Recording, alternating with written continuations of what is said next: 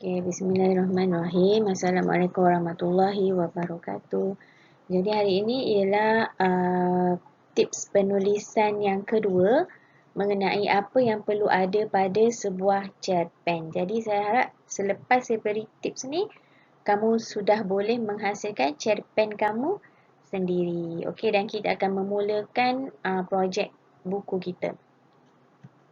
Okey, pertama sekali, setiap cerpen mesti ada tema atau idea. Okey, apa itu tema atau idea? Bahasa mudahnya, cerita. Apa cerita yang kita nak sampaikan di dalam cerpen itu? Contohnya, kisah tentang persahabatan, kisah seram, kisah motivasi dan sebagainya. Kamu sebagai penulis, kamu yang bertanggungjawab untuk tetapkan apa tema dia dan apa idea dia.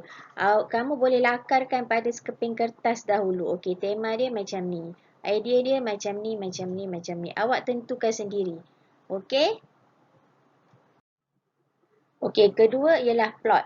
Plot ialah jalan cerita untuk menjadikan cerita itu lebih menarik. Okey, cuba wujudkan pelbagai perasaan di dalam cerpen tu seperti rasa gembira, rasa sedih, rasa geram, rasa marah, rasa takut dan sebagainya. Dan cuba juga untuk wujudkan konflik di dalam cerita dan cara macam mana kamu nak selesaikan konflik tu. Okey, konflik yang ada pada cerita itulah yang akan menarik minat pembaca. Kalau cerita seronok je, orang akan rasa macam biasa je cerita ni. Cerita happy birthday. Okey, pergi rumah kawan sambut birthday dah habis cerita. Best tak? Macam biasa je kan cerita tu. Okey, contohnya contoh awak nak buat kisah tentang erti persahabatan. Mungkin di tengah-tengah persahabatan tu yang terjalin itu ada sedikit pergaduhan atau apa-apalah konflik di antara mereka. And then macam mana cara konflik tersebut diatasi. Mungkin ada sedikit kesedihan, ada kemalangan ke, ada apa-apalah kecurian ke. Benda tu kan menyebabkan satu kesedihan dan bagaimana cara untuk menangani konflik tu. Itu sebenarnya ialah satu plot yang menarik.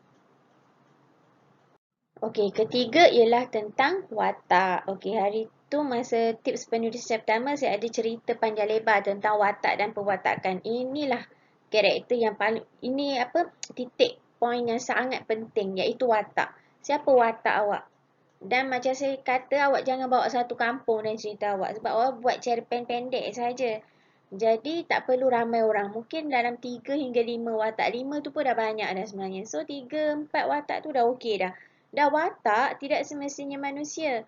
Haiwan dan tumbuhan juga boleh dijadikan watak cerita. Macam cerita sang kancil dan buaya. Ada ke orang kat situ? Tak ada orang kat situ. Semua haiwan. Betul?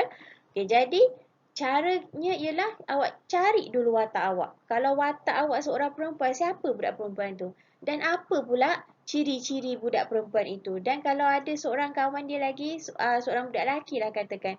Siapa budak lelaki itu? Nama dia apa? Jangan tiba-tiba awal nama dia Ali, hujung nama dia Abu.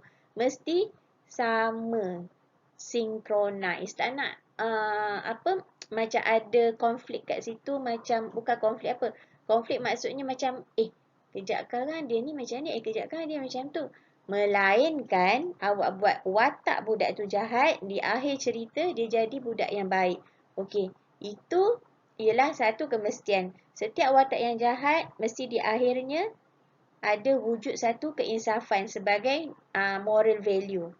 Okey, setiap cerita yang dihasilkan mesti ada nilai murni yang baik di situ. Kalau sebelum ni dia pemalas, mungkin di hujung cerita nanti dia dah jadi seorang budak yang rajin. Kalau dulu dia seorang gangster, selalu melanggar disiplin sekolah, mungkin di hujung cerita nanti dia akan menjadi seorang yang berdisiplin dan mengikut peraturan sekolah. Jadi itu watak awak, kena tentukan watak awak dan awak tulis dalam kertas yang awak yang saya katakan tadi tu. Awak tulis dulu, draft dulu elok-elok, siapa, bagaimana dan kenapa. Okey, lepas tu awak tentukan sendiri, lepas tu baru boleh buat cerita. Okey, yang keempat ialah latar. Latar ialah gambaran yang diberikan sewaktu cerita itu berlaku. Sama ada latar masa ataupun latar tempat. Contoh mudah yang saya nak beri, Minah menuju ke taman permainan yang terletak berhampiran rumahnya pada suatu petang. Waktu bila dia pergi? Waktu petang.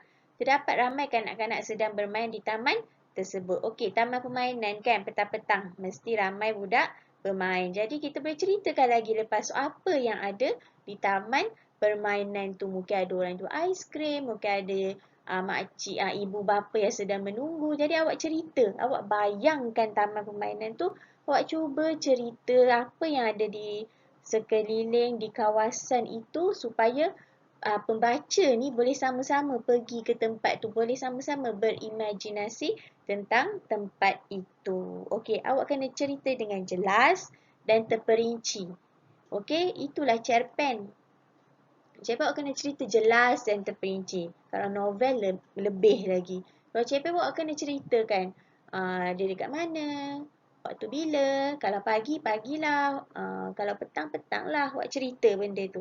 Tak nak Mina pergi ke taman permainan, waktu bila tak tahu.